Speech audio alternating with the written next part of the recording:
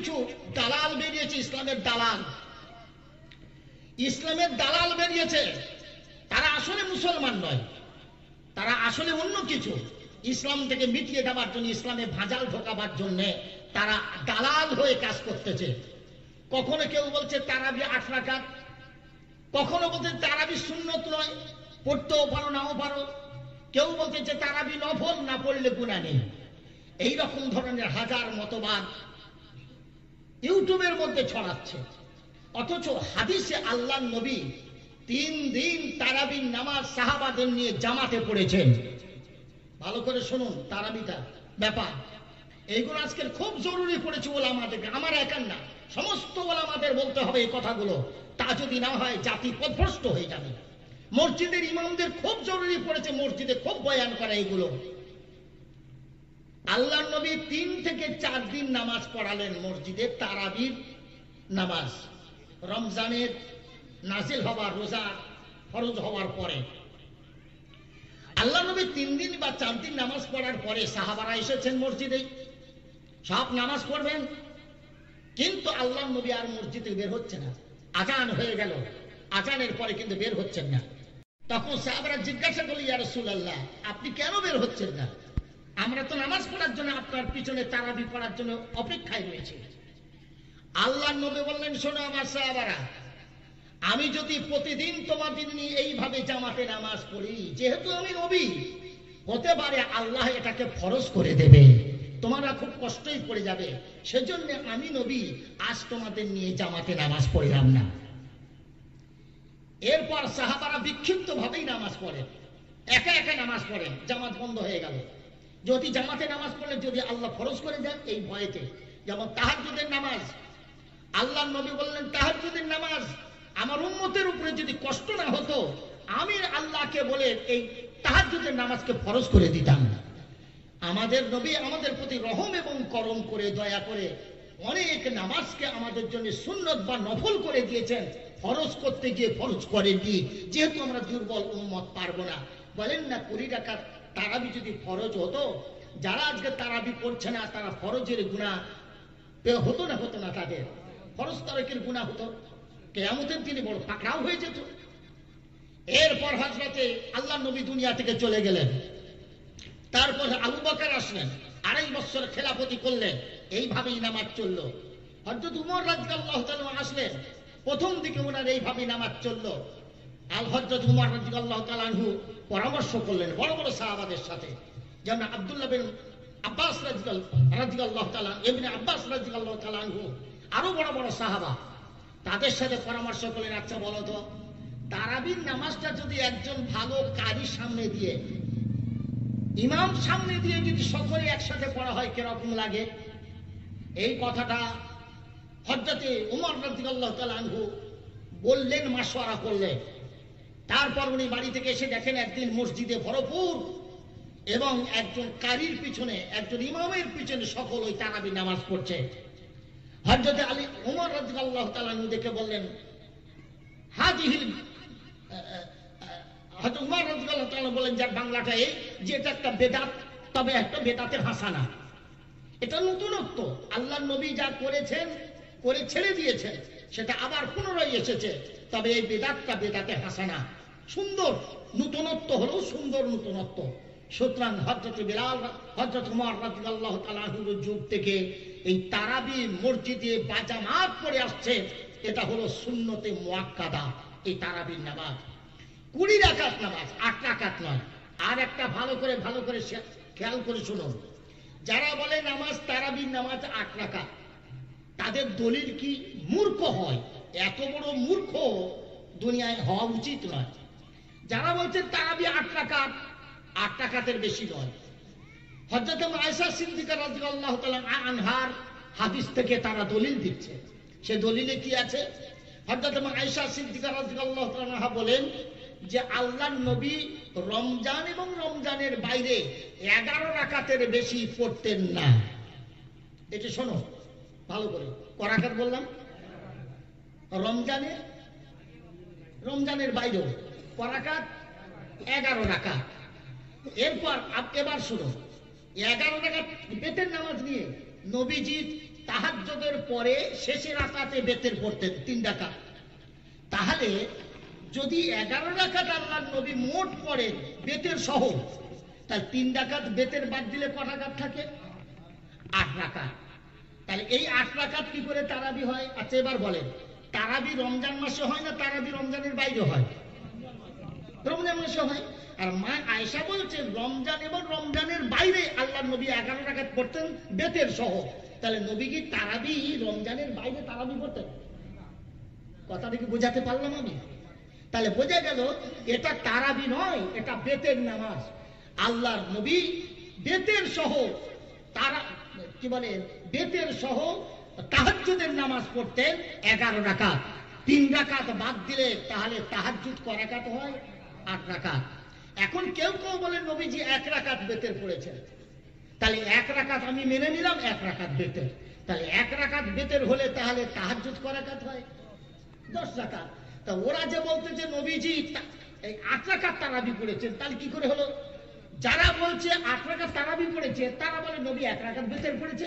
তাহলে 11 রাকাতের 1 রাকাত বাদ দিলে কত থাকে? তাহলে 8 রাকাত তারাবি কোনো যুক্তিতেই ওদের আসছে না। সুতরাং এটা একটা ভান্তাবাজি কথা এবং রং কথা, বাতিল কথা। নবীজির তাহাজ্জুদটাকে নিয়ে ওরা বেতের করতেছে। নবীজি বেতের সারা জীবন পড়েছেন 8 রাকাত, 3 রাকাত। তাহলে 8 রাকাত 3 11, বেতের বাদ দিলে 8 রাকাত। তাহলে এটা তারাবি নয়, এটা তাহাজ্জুদ। তারাবির নামাজ আল্লাহর নবী 20 রাকাত পড়েছেন এবং সাহাবারাও 20 রাকাত পড়েছেন এবং সর্বযুগে পড়েছেন। নবীর যুগেও তারাবি 20 রাকাত পড়েছেন। হযরত ওসমান রাদিয়াল্লাহু তাআলার যুগেও তারাবি 20 রাকাত, হযরত আবু বকরের যুগেও 20 রাকাত, উমরের যুগেও 20 রাকাত, হযরত আলীর যুগেও 20 রাকাত এবং 4 ইমামের যুগেও 20 রাকাত তারাবি পড়েছেন। আর আমি অধম নালায়েক, আমি রমজান মাসে উমরায় গিয়ে আমি দেখেছি, আমি মদিনাতেও দেখেছি 20 রাকাত ওইখানে তারাবি পড়া হয় এবং মক্কা শরীফেও 20 রাকাত তারাবি পড়ে। অথচ ওরা সব আহলে হাদিস। ওরাও কি? ওরা আহলে হাদিস। ওরা ওখানে মক্কা শরীফে 20 রাকাত পড়তেছে, মদিনা শরীফে করতে 20 রাকাত পড়ছে। আর এদিকখানে আমাদের বাংলার কয়েকটা ফক্কর তারা বলছে 8 রাকাত তারাবি বেশি নেই। অথচ কোনো যুক্তিতে তারাবি 8 রাকাত হয় না। আল্লাহ পাক আমাদের সহি বুঝ দান করুন। এবার আসি কোরআনের ব্যাপারে যে আয়াত তেলাওয়াত করেছি, শাহরু রমাদানাল্লাযী উনজিলা ফীহিল কুরআনু হুদাল লিন্নাস, সাদাকাল্লাহুল আযীম। আল্লাহ রাব্বুল আলামিন বলেন, আমি এই কোরআনকে রমজানের মাসে অবতীর্ণ করেছি। রমজানের মাসে একদম আর রহে মাহফুজ থেকে নিয়ে মাথার উপর আকাশে আমি আল্লাহ কোরআন নাজিল করেছি। আর নবুয়তের 23 বছরে ধারাবাহিকভাবে প্রয়োজন পরিপ্রেক্ষিতে আমি 30 পারা কোরআনকে নাজিল করেছি নবী মুহাম্মদ সাল্লাল্লাহু আলাইহি ওয়াসাল্লামের উপরে। কোরআন যখন নবী মুহাম্মদ সাল্লাল্লাহু আলাইহি ওয়াসাল্লামের উপরে আসতো, আল্লাহর নবী এ বরদাস্ত করতে পারতেন না। ওজন এত এত ভার নবুয়তের, নবী বরদাস্ত করতে পারতেন না। নবীর গা দিয়ে কুলকুল করে ঘাম বেরোতো। আল্লাহর নবী কুকরি হয়ে যেতেন। নবীর যখন উটের উপরে থাকতো, সেই উটের উপরে যখন কোরআন নাজিল হতো, উট বসে যেত, পুজো হয়ে যেত। এর এত ওজন। আল্লাহর কোরআন এর সাক্ষী দেয়। আল্লাহ রাব্বুল আলামিনের রাসূল আল্লাহ কোরআনে বলেছে, আমি কোরআন নাজিল করতে চাইলাম পাহাড়ের উপরে। পাহাড়ের উপরেও কোরআন নাজিল করতে চাইলাম, পাহাড়ের সহ্য করতে পারলো না। পাহাড় বলল আমি পারবো না। আমি আকাশের উপরে দিতে চাইলাম, জমিনের বহু জায়গা দিতে চাইলাম, কেউ গ্রহণ করতে পারলো না। এই ভার কেউ সহ্য করতে পারলো না। অবশেষে মানুষ, তুমি ওয়াহামালাহাল ইনসান, মানুষ বলল আমাকে দাও, আমি দেব। আলহামদুলিল্লাহ। সেই জন্য এই কোরআনের ওজন, এর ওহির ওজন এত বেশি যে আল্লাহর নবীর উপরে যখন আসতো, নবী যদি উটের উপরে থাকতো, উটও পুজো হয়ে যেত, বসে যেত। এর ভার এত। হযরত আয়েশা সিদ্দিকা রাদিয়াল্লাহু তাআলা আনহা বলছেন, আমি একটা এমন মহিলা, আমি এমন সৌভাগ্যবান রমণী যে আমরা 10টা আল্লাহর নবীর বিবির মধ্যে আমি একজন। নবী যখন আমার অন্যান্য সতীনদের ঘরে, বিবিদের ঘরে নবী থাকতেন, কোনোদিন কোনো ওহী নাজিল হয়নি, কারুর ঘরে ওহী নাজিল হয়নি। কেবলমাত্র আমি আয়েশা, নবী আমার পাশে থাকতো, আমার বিছানায় থাকতো, অথচ ওহী নাজিল হতো আমার বিছানায়। জোরে বলেন সুবহানাল্লাহ। হযরত আমার আয়েশা রাদিয়াল্লাহু তাআলা আনহা এই সৌভাগ্যবতী রমণী, তিনি গর্ব করেছেন যে আমার পাশে আমার নবী থাকতো, আমার ঘরে আমার বিছানায় যখন থাকতো, আল্লাহ পাক নবীর উপরে তখন ওহী নাজিল করতেন। এই গর্ব আমি আয়েশা ছাড়া আর কোনো বিবি করতে পারবে না। কিন্তু আমি দেখেছি আমার ঘরে আমার পাশে প্রচন্ড শীতে যখন আল্লাহ রাব্বুল আলামিন নবীজির উপরে ওহী নাজিল করতেন, একই কম্বলের ভিতরে নবী আর আমি দুইজনে, আমি নবীর দিকে তাকিয়ে দেখি নবীর কপালের উপরে, মুখেতে, নবীর দেহেতে মুক্তের মতন ঘাম বের হতেছে। প্রচন্ড শীতে ওহীর চাপে নবীর ঘাম বের হতো। তাহলে কিরকম ওজন ছিল, কিরকম চাপ ছিল, ওহীর কি ওজন, কত কত ভারী কি। আল্লাহ রাব্বুল আলামিন বলেন কোরআন নাযিল করলাম, কি জন্য কোরআন নাযিল করলাম? হুদাল লিন্নাস, গোটা পৃথিবীর মানুষের হেদায়েতের জন্য, শুধু মুসলমানের জন্য নয়। হিন্দু, খ্রিস্টান, জৈন, ইহুদি, খ্রিস্টান, পৃথিবীর সকল জাতির মানুষের জন্য, কালো, ফর্সা, নিগ্র, ছোট জাত, বড় জাত, সমস্ত মানুষের জন্য কোরআন হেদায়েতের কারণ। জোরে বলেন সুবহানাল্লাহ। কোরআন শুধু মুসলমানের জন্য নয়, কোরআন গোটা পৃথিবীর জন্য, মানুষের জন্য আল্লাহ নাজিল করেছেন। আচ্ছা বলেন, কোরআনে যে হক হুকুকের ব্যাপার আছে, বাবা মরে গেলে তার সম্পত্তি ছেলেরা পাবে, মেয়ে পাবে, বিবি পায়, তার মেয়েও পায়। এখন বলেন, এই যে কথাটা, এই যে বাপের সম্পত্তি বন্টন হচ্ছে, এই বন্টনটা সঠিক? সঠিক। এটা হিন্দুর জন্য কল্যাণ, খ্রিস্টানদের জন্য কল্যাণ, মুসলমানের জন্য কল্যাণ, পৃথিবীর সবার জন্য কল্যাণ। আজকে একটা দিন ছিল, একটা সময় ছিল, হিন্দুদের সম্পদ ছেলেরা ছাড়া মেয়েরা পেত না। হিন্দু সমাজে বা আরো কোনো সমাজে হতে পারে, আমার জানা নাই, তো এটা ঠিক। হিন্দু সমাজে কোনো ব্যক্তি মারা গেলে তার সম্পত্তি, পরিত্যক্ত সম্পত্তি ছেলেরা ছাড়া মেয়েরা পেত না। এরপরে মুসলমানরা যখন ভারতে এলো, মুসলমানরা বসবাস করতে লাগলো, মুসলমানদের মৃত্যুর পরে তাদের পরিত্যক্ত সম্পত্তি তাদের ছেলেরা পায়, তাদের বিবি পায়, তার স্ত্রী পায়, তার মেয়েরা পায়, সকল পায়। এই যখন হলো, বাবা মা বেঁচে থাকলেও পায়। এই যখন হলো, তখন কোর্টে কেস করা হলো ইংরেজদের কাছে, তখন ভারতে ইংরেজ শাসন। কেস করা হলো যে আমাদের পিতার সম্পত্তি আমরা কন্যারা পাবো না কেন, আমার স্বামীর সম্পত্তি আমরা স্ত্রী পাবো না কেন, মুসলমানরা যদি পেতে পারে এটাই আমাদের কাছে সব থেকে ভালো নিয়ম, সুন্দর নিয়ম, সুতরাং আমাদেরও দেওয়া হোক। এই যখন কেস করা হলো, কেসের পরেতে এটা দেওয়া হলো, তবে 50-50। হয়তো অনেকে জানা থাকতে পারে, হিন্দু, কোনো হিন্দু মারা গেলে তার সম্পত্তি যতটা ছেলে পাবে ততটা মেয়ে, এটাও ঠিক না। কেন? এজন্য ঠিক নয়, যখন কোনো মানুষ মারা যায় তার সম্পত্তি ছেলে যা পায় মেয়ে তার অর্ধেক পায়। আমাদের কেন? মেয়ে যা পাবে সে নিয়ে তার শ্বশুর বাড়ি চলে যাবে। মেয়ে যা সম্পদ পায় তার থেকে খরচ হয় না। কথাগুলো শুনছো কি? এদিকে একটা আওয়াজ আসছে বেশি, কি করা যাবে? সকলেই তো আজকের ঈদ মানাবো, আমরা কি কাউকে কোনো প্লেস দেবো আজকের? নাকি দেবো না। এখন কার মুখ কত জুট যায় আজকে দেখবো। হ্যাঁ হ্যাঁ, আজকের ওই দেখার দিন কার মুখ কত দূর যায়, তো চালাও, কি করার আছে। কি বলছিলাম? সম্পত্তি, মেয়েরা যে সম্পত্তি বাবার সম্পদ থেকে পায়, ও তো শ্বশুর বাড়ি, স্বামীর বাড়ি নিয়ে যাবে। আর কোনো মেয়ে স্ত্রী হয়ে যখন কারোর বাড়ি যায়, তার যত খরচ সব তার স্বামীর উপরে। তাহলে বোঝা গেল মেয়ে যেটা নিয়ে যাবে ওতে ওর কোনো খরচ নেই, ও শুধু ওর সম্পদ বলে থাকবে, জমাবে। আর ছেলে যেটা পাবে, সে একটা অন্যের মেয়ে নিয়ে আসবে স্ত্রী হিসেবে, সে তো বাবার ঘরে থাকবে, তার যত খরচ এই ছেলের উপরে, তার সন্তান সন্ততির খরচ ছেলের উপরে। এই জন্য আল্লাহ বললেন তুই ডবল নে। আর তুই মেয়ে নিয়ে অন্য জায়গায় চলে যাবি, তোর তো খরচ নেই, তোর ডাক্তার বলতে চিকিৎসা ঘর যা কিছু সব তো স্বামীর ওপরে, তুই অর্ধেক নে। এটা ঠিক হলো না ভুল হলো? ঠিক। তাহলে এখন হিন্দুরা কিন্তু 50-50, এখন আমরা ওই রকম চাচ্ছি আমাদের 50-50 হোক। আমরা তো আসলে দেখি যে কে কি করে ওইটা করব, আমরা তো বুঝিনি আসলে। তো আল্লাহ রাব্বুল আলামিন সারা কোরআনটা পৃথিবীর সকল জাতির জন্য, মানব মণ্ডলের জন্য হেদায়েতের কারণ বানিয়েছে। আল্লাহ রাব্বুল আলামিন হেদায়েতের জন্য যে কোরআন পাঠিয়েছে ওটা পৃথিবীর জাতির জন্য।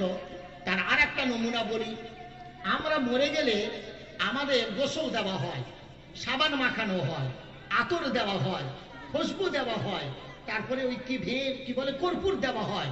এত সুন্দর করে গোসল দিয়ে কাফনে ভরে তারপর জানাজার নামাজ পড়ে ভদ্রভাবে তাকে মাটির ভিতরে তার দাফন করা হয়। একজন মাইয়ের যখন যায় তার আগে কেউ যায় না, সপ্তাহ পরে যায়।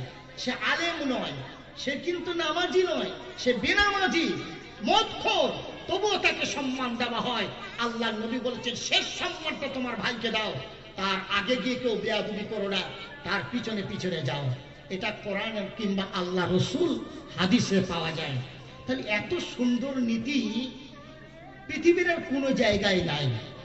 বাংলাদেশের একটা ছোট জাতের ছেলে, তার মা মারা গেল, মা মারা যাবার পরে মাকে বেঁধেছে, যে যেমন করে নিয়ে যায় কাঁচা বাঁশে বেঁধে শ্মশানে নিয়ে যাওয়া হলো। শ্মশানে নিয়ে যাওয়ার পরে কাঠ দেওয়া হলো, তার উপরে তার মাকে দেওয়া হলো, তারপর আগুন ধরানো হলো। আগুন যখন জ্বলতেছে, উপরের কাঠগুলো যখন পড়ে যাচ্ছে, মায়ের গায়ের কাপড়টায় আগুন লাগলো, কাপড়টা ছোট্ট কাপড়টা পুড়ে গেল, মায়ের ইজ্জত সবার সামনে প্রকাশ হয়ে গেল। তিনি ভাবলেন, আমি দেখেছি পাশাপাশি মুসলমানরা যখন কোন নারীকে কবরস্থ করে মারা যায়, ছেলেদের পুরুষদের 3টে কাপড় দেয় আর নারীদের কটা? 5টা কাপড় দেয়, দিয়ে ঢেকে তাকে নিয়ে যায়। এমন ভাবে নিয়ে যায় তার উপরে, তার খাটিয়ার উপরে আবার একটা কাপড় পর্দা করা হয় এবং কবরের উপরে পর্দা ধরে তাকে মাটির নিচে দেওয়া হয়। যার মুখ তো দূরের কথা, দেহ পর্যন্ত অবলোকন করতে পারে না। আর আমার মা এভাবে বিচ্যুতি হলো। আমি বুঝতে পেরেছি ইসলাম ধর্মটাই সঠিক, এবং এটাই ভাবলে বোঝা যায় এর থেকে ভালো ধর্ম আর হতে পারে না। মাকে শ্মশান থেকে পুঁতে দিয়ে চলে এলো, পুড়িয়ে পুঁতে আসার পরে পুরো ফ্যামিলি নিয়ে বসলো। তোমাদের কি মত আমাকে বলো, আমি কিন্তু কলমা পড়ে মুসলমান হব। আমার মা যেমন বিউজ্জিত হয়েছে, আমার পরে আমার স্ত্রী বিউজ্জিত ওই রকম হবে, তোমাদের স্ত্রী ওই রকম হবে। আরো যারা চাচিমা ফুরুমা খালামা আছে, এরাও তো মরে গেলে শ্মশানের কাছেতে ওই রকম বিউজ্জিত হবে, আর সকলে দেখবে। তোমরা কি এটা চাও? আমি ইসলাম ধর্ম গ্রহণ করব। তবে ইসলাম কেন গ্রহণ করব? এই জন্য করব, ইসলামের নীতি আদর্শ গোটা পৃথিবীর যত ধর্ম আছে সব থেকে সুন্দর এবং একটা মানার মতো, এজন্য আমি ইসলাম ধর্ম গ্রহণ করব। সমাজের ফ্যামিলির প্রায় আকসার মানুষ মত দিল যে আমরা ইসলাম কবুল করব, কিন্তু বেশ কিছু রয়ে গেল। উনি সামনে থেকে সকলকে নিয়ে একসাথে 121 জন নারী পুরুষ বাচ্চা সকল মিলে ইসলাম কবুল করে নিল। একটা আদর্শ ইসলামে মরা মানুষকে গড়ে দেওয়ার এই একটা আদর্শ নবী ফলো করে ইসলাম কবুল করলেন 121 জন মানুষ। পৃথিবীর যত নীতি আদর্শ আছে, ইসলামের নীতি আদর্শের থেকে এত সুন্দর নীতি আদর্শ আর নেই। এবার আর একটা কথা বলি, মারাত্মক কথা। পৃথিবীর যে কমিউনিস্ট নীতি, যেটা শুরু হয়েছিল রাশিয়া থেকে, কমিউনিস্টবাদ, তারপরে আসলো লেনিনবাদ, মার্ক্সবাদ, লেনিনবাদ, একে এই বলা হতো। কিন্তু শুরু হলো কমিউনিস্টবাদ, যেটা কার্ল মার্ক্স তৈরি করে গিয়েছিল। কার্ল মার্ক্স কিন্তু সেই গাছ লাগিয়ে গিয়েছিল, ফল খেতে পারেনি, আর তার ফল জনগণকে খাওয়াতে পারেনি। তিনি যে গাছটা লাগিয়ে গিয়েছিল, সেই গাছের গোড়ায় পানি দিয়ে সার দিয়ে তাকে ফলবান তৈরি করেছিল লেনিন। যারা এ সম্পর্কে পড়াশোনা করেছেন নিশ্চয়ই তারা আমার কথাকে স্বীকৃতি দেবেন। তারপর লেনিন ওই মতবাদ চালালো রাশিয়ার উপরে, রাশিয়া থেকে বাইরে চলে গেল। তখন প্রচন্ড ভাবে মানুষ সব মার্ক্সবাদ লেনিনবাদ গ্রহণ করতেছে শান্তির জন্য। এরপরেতে একদিন আমাদের দেওবন্দ দারুল উলুম দেওবন্দের একজন শিক্ষক, নাম তার মাওলানা উবাইদুল্লাহ সিন্ধি রহমাতুল্লাহ আলাইহে, যিনি হলেন আমাদের নেতাজির গুরু। মাওলানা উবাইদুল্লাহ সিন্ধি, ইতিহাস পড়তে হয়, মাওলানা উবাইদুল্লাহ সিন্ধি, সিন্ধু দেশ যেটা, সিন্ধিতে বাড়ি, তাই ওনাকে সিন্ধি বলা হয়, নাম উবাইদুল্লাহ। এত বড় আলেম ছিলেন, জাইয়েদ আলেম। উনি বললেন আমি লেনিনের কাছে যাব। উনি গেলেন লেনিনের কাছে, কিন্তু লেনিনের সাথে দেখা করতে পারছে না। কখন আসে কখন যায় তার সময় নাই। 1 মাস কেটে গেল, পড়ে আছে ওইখানে। বারবার ওনাকে বলা হয়, ওনার যে ওই কি বলে ওকে, ওই সচিব, লেনিনের সচিব বারবার বলছেন ভারত থেকে একজন লোক এসেছে আপনার সাথে দেখা করার জন্য। তো উনি একটা সময় দিলেন, 5 মিনিট সময় দিলেন। এত বড় একটা মানুষের সাথে 1 মাস পরে 5 মিনিট সময়, এটাও তো লেনিনের জন্য অনেক সময়, 5 মিনিট সময়। ওই সময় উনি বললেন আপনি কেন এসেছেন? মাওলানা উবাইদুল্লাহ সিন্ধি বলেন খুব অল্প সময়, কিন্তু আপনাকে আমি খুলে বলতে পারবো না, তবে একটা কথা কি, আপনি যে পৃথিবীতে যে মতবাদ ছড়াচ্ছেন গরিব দুস্থ দরিদ্রদের জন্য, শ্রমিক মজদুরদের জন্য, ওর থেকে অনেক ভালো নীতি আছে ইসলামে, নবী মুহাম্মদ সাল্লাল্লাহু আলাইহি ওয়াসাল্লাম দিয়ে গেছে। বলেন সে কি? বলেন হ্যাঁ। বলে আমাকে সামনে তোলো। মাওলানা উবাইদুল্লাহ সিন্ধি আগে থাকতে পুরো তৈরি করে গেছিলেন।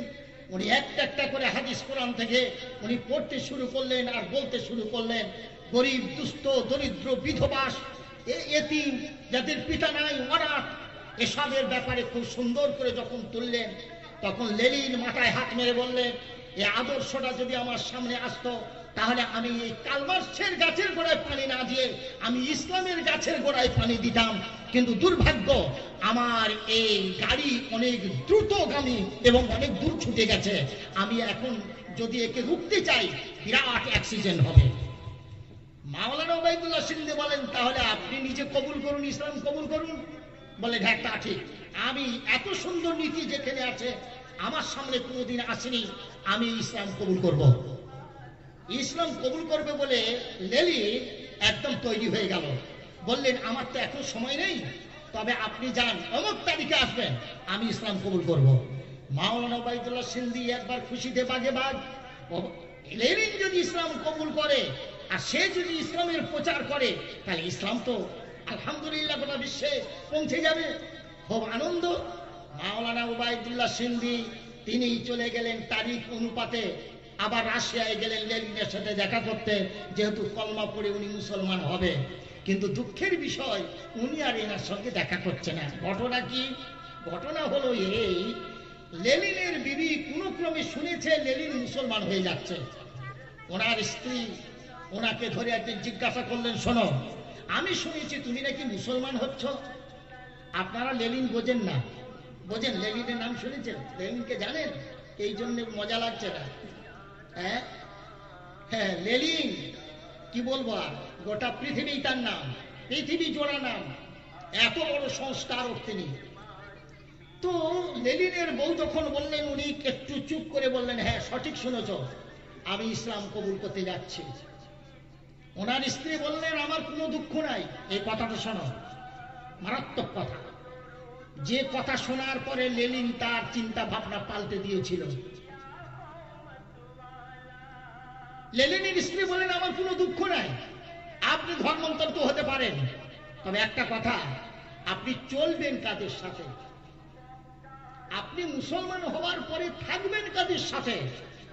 ওই যে রাশিয়া, তাজিকিস্তান, উজবেকিস্তান, কাজাকিস্তান, বোখারা, সমরকন্দ, এই মুসলমানরা দৈনন্দিন খুন মারামারি পেটাপিটি ছাড়া ওদের কিছু নাই। আপনি কি ওদের সাথে চলতে পারবেন? যেমন আমাদের পশ্চিম বাংলায় খুনোখুনি বেশি, মারামারি বেশি, আপসদ্বন্দ্ব বেশি, ঘরোয়া বিবাদ বেশি, ঠিক সেই সময় বোখারা, সমরকন্দ, তাজিকিস্তান মুসলিম দেশগুলোতে শুধু এইরকম লড়াই চলত। ওর স্ত্রী এইটাই ধরিয়ে দিল তুমি চলবে কাদের সাথে। তখন লেনিন চুপ করে গেল। ঠিক বলেছ, আমি মুসলমান হব সহজ, কিন্তু আমি চলবো কাদের সাথে? আমার সাথী সঙ্গী না হলে চলবো কাদের সাথে? আমি ওদের সাথে চলতে পারবো না। সিদ্ধান্ত পাল্টে নিল, মাওলানা ওবায়দুল্লাহ সিং সময় মতন পৌঁছে গেল, উনি দেখা করছেন না। দেখা করে বললেন, মাওলানা সাহেব, আমি আপনাকে যা বলেছিলাম আমি উইথড্র করে দিচ্ছি, আমি মুসলমান হব না। কারণ মুসলমান হওয়ার পরে বর্তমান মুসলমানদের রাশিয়ার যা অবস্থা, খুনোখুনি মারামারি ছাড়া, গৃহ বিবাদ ছাড়া তারা চলে না। ফলে আমি চলবো কাদের সাথে? ওই নিকৃষ্ট মুসলমানদের সাথে আমরা চলতে পারবো না। এই জন্য কলমা পড়ে মুসলমান হতে পারলাম না। এটা একটা মারাত্মক দিক, ইসলাম পিছিয়ে যাবার একটা কারণ বর্তমান মুসলমান। ওর থেকে বোঝা গেল ভালো ভালো মানুষ কলমা পড়ে মুসলমান হতো, যারা বুঝছে কোরআন হাদিস নিয়ে আমরা কি চর্চা করি। তার থেকে বড় বড় হিন্দু পণ্ডিত যারা, খ্রিস্টানদের, তারা অন্য ধর্মের মানুষ যারা, তারা ইসলামকে নিয়ে চর্চা করছে, কোরআন নিয়ে। কিন্তু তারা কলমা পড়ে মুসলমান হয়ে চলবে কাদের সাথে? মুসলমানের যা চরিত্র, যা আদর্শ, এরা ভয়ে কলমা পড়ছে না। সেজন্য আজকে আমাদের একটা বড় নীতি বা আদর্শ আমরা হারা। সেটা হলো ইসলামের যে আদর্শ, সেটা হলো আমাদের আল্লাহ নবী বলেছেন, কি বলেছেন? আল মুসলিমু মান সালিবাল মুসলিমুনা মিন লিসানিহি ওয়া ইয়াদিহি। মুসলমান হলো সেই যারা হাত দিয়ে, যার জবান দিয়ে কেউ কষ্ট পায় না, সেই হলো মুসলমান। আবার বলছি, মুসলমান কাকে বলে? মান সালিবাল মুসলিমুনা মিন লিসানিহি ওয়া ইয়াদিহি। যে মুসলমানের কাছ থেকে কেউ কষ্ট পায়নি, মুখ থেকে কেউ কষ্ট পায়নি, হাতের দ্বারাই কষ্ট পায়নি, জবানের দ্বারাই কষ্ট পায়নি, সেই হলো খাঁটি মুসলমান। এখন বিচার করে দেখি তো একটু, কত মুসলমানের খাতায় আসলো। এই